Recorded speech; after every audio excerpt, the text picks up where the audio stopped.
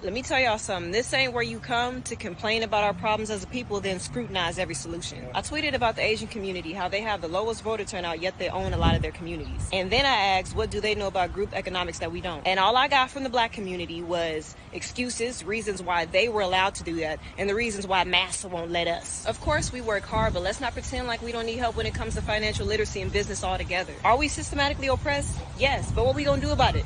Lick our wounds, talk about it, and hope it changes? Do we actually want to build generational wealth, or do we want to complain that we don't have it? Do we actually want to close the wealth gap, or just talk about the wealth gap problem? It's way too many, and I mean way too many people on here that just want to talk about problems instead of implementing solutions. And they're the same ones who gonna die broke, die struggling, all while screaming about fighting white supremacy. Let me tell y'all a secret that legit everyone else knows but us. You fight white supremacy with economic power. We know that. Listen to King. What is it about the Negro? I mean, every other group that came as an immigrant somehow, not easily, but somehow got around it. Is it just the fact that Negroes are black? White America must see that no other ethnic group has been a slave on American soil. That is one thing that other immigrant groups haven't had to face. The other thing is that the color became a stigma. American society made the Negro's color a stigma. America freed the slaves in 1863 through the Emancipation Proclamation of Abraham Lincoln, but gave the slaves no land, nothing in reality, and as a matter of fact, to get started on. At the same time, America was giving away millions of acres of land in the West and the Midwest, which meant that there was a willingness to give the white peasants from Europe an economic base.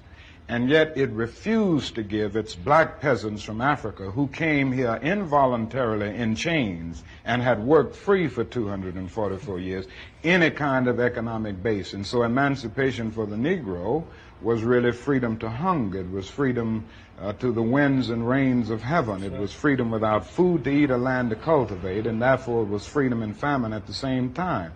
And when white Americans tell the Negro to lift himself by his own bootstraps, they don't look over the legacy of slavery and segregation. I believe we ought to do all we can and seek to lift ourselves by our own bootstraps. But it's a cruel jest to say to a bootless man that he ought to lift himself by his own bootstraps. And many Negroes, by the thousands and millions, have been left bootless as a result of all of these years of oppression and as a result of a society that deliberately made his color a stigma and something worthless and degrading.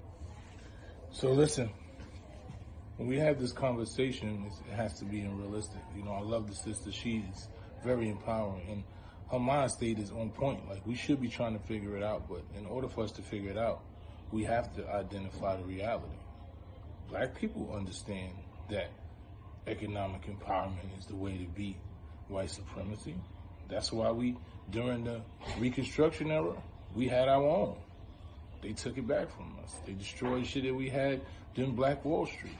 You know, if you look throughout numerous times in history that I can point out when blacks started to economically empower themselves, that the white people decided that they weren't going to allow them, and they destroyed and they did everything to set us back. So we got to have real conversations about that, you know. Also, when we look at the plight of the black person, like he said, blacks were the only people who have been enslaved on United States soil. Like, we were the only people who was completely stripped of our culture. We don't even understand our culture. We don't understand our, you know, we don't have a base. We have no base. We don't understand our own. Everything that we have comes from America. We don't know our language. You know, we can't even trace. We are so divided in our thoughts that black people have millions of ideologies on where blacks came from. You know, some say that we were always in America. Some say we come from Africa. We have not one ideology, not one practice that we all do together at one time. There's not one, because black people are the only people who have been divided. We were brought here and divided. We don't identify as anything, and the only time we start to identify and unify is in chaos, because our innate nature knows that we supposed to be together. But systematically, we have been divided and oppressed so long that when you talk about group economics, we got to first create the group. We don't even identify as one group. So when we talk about group economics, you know, when you look at every other nationality, they still have their culture. They still have their language. They can trace back to beginning. They can trace their ancestors all the way back to beginning. Most of them, if not all of them, know where they come from.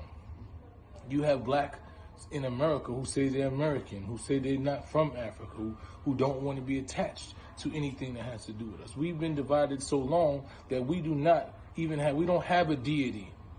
You know, we don't have things passed down from generations that we all unite under. There's no one thing that black people unite under. So before we can talk about group economics, we got to first establish why we've not been united. So I understand your frustration, sis, because I have the same frustration. But the reality is, if we think the way we think, then if what you're saying is true, then black people are just less than by nature. Because we're the only people who haven't figured out. Just think about it. We are the only people, like he said, every other group of immigrants that came here have figured out. Why haven't the black people? So we have to look at the things that separate us from every other group that came here. We have to realize that we're the only one who've been completely stripped of our identity. Completely stripped of our identity. So when you understand that, then you understand it's going to take the same amount of time to retrain us or build this unification, to build this culture that it took for them to destroy it. And that took 400